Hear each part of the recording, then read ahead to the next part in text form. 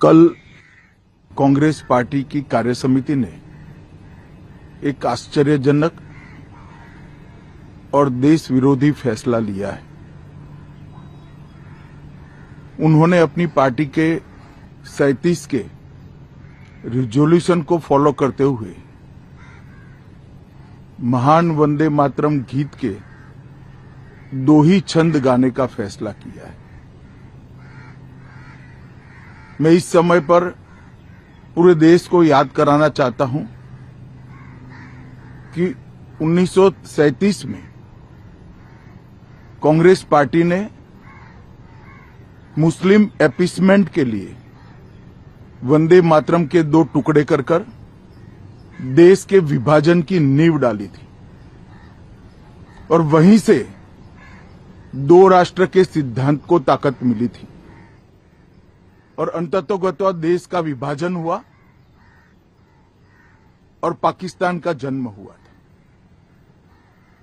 आज जब वो ऐतिहासिक गलती को वंदे मातरम के गीत के प्रागट्य के 150वें साल में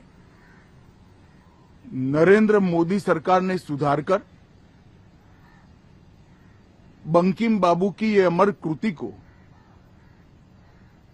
पूरा गीत गाकर राष्ट्रीय एकात्मता को फिर से एक बार सुदृढ़ करने का प्रयास किया है और सभी सरकारी फंक्शंस में इसको पूर्ण रूपेण गाने का जो निर्णय किया है वो निर्णय को कानूनी जामा भी पहनाया है। इसकी अवहेलना करने का कांग्रेस ने कल निर्णय किया है। कांग्रेस का ये निर्णय केवल और केवल इनकी घोर तुष्टीकरण की नीति की पुष्टि करता है।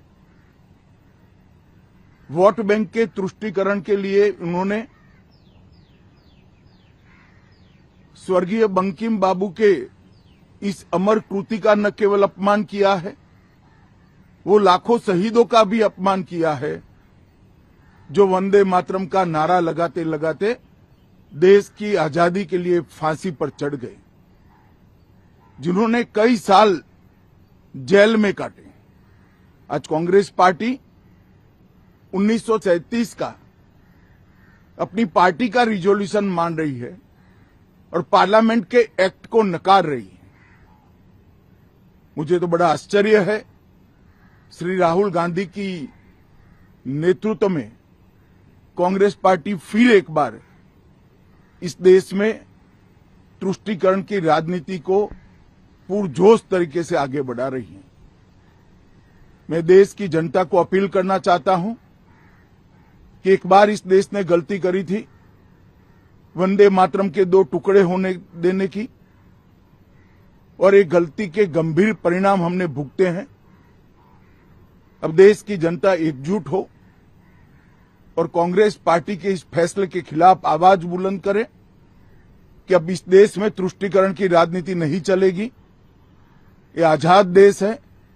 आजादी के 80 साल के बाद 1937 में जो फैसला कांग्रेस ने किया था, जिसको नरेंद्र मोदी जी ने सुधारा है, उसके सामने का कोई विरोध इस देश की जनता नहीं सहन करेगी। भारतीय जनता पार्टी कांग्रेस पार्टी के इस फैसले की कड़ी निंदा करती है और हम इसका जनता के बीच में और विधायी सदनों में भी पुरजोश विरोध करेंगे।